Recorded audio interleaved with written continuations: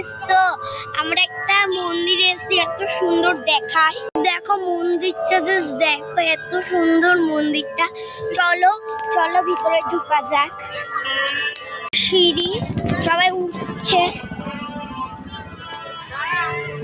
তো এই দেখো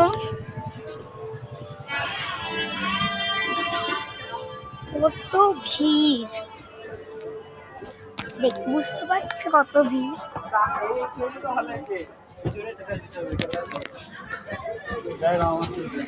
তো এই দেখো ঠাকুর, ঠাকুর এটা।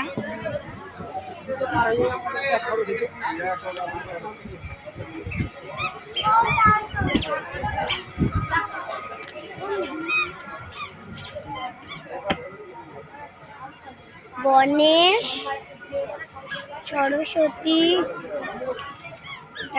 কার্তিক,